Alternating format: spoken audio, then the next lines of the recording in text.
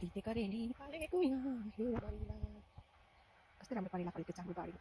अनि यहाँ गिरौला पनि फलेको छ हेर्नुहोस् न कति राम्रो तरकारीहरू फलेको छ हाम्रो बारीमा आज तरकारी पनि करेलाको पकाएँ मैले किरा पनि लागिसकेको छ किरा ल त किरा पनि बनाउने अब यस्तो राम्रो करेलामा किरा लाग्ने किराले पनि हैरान पारेको छ अर्ग्यानिक खानै नदिने यो किराले पनि ल यतातिर अरू सानो सानो चिया लागिरहेको छन् यता हेर्न सक्नुहुन्छ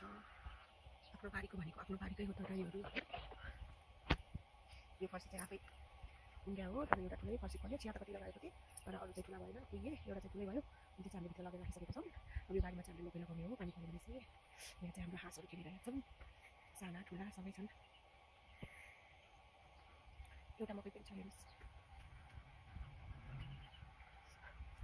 हजुरहरूलाई एउटा चिज देखाउँछु है हाम्रो घरमा चाहिँ सुनाखरी फुल भन्ने थाहा पाउनुहुन्छ त्यो फुलेको छ कि आजभोलि सुनाखरी जस्तो हेर्नुहोस् त कस्तो राम्रो छ पिङ्क एन्ड येल्लोमा यो चाहिँ पानको पात कस्तो राम्रो भएको छ नि सबै चिज राम्रो फोटो पनि राम्रो मिटिङ कति राम्रो हो नि हाम्रो यहाँ एउटा सानो सानो बगानले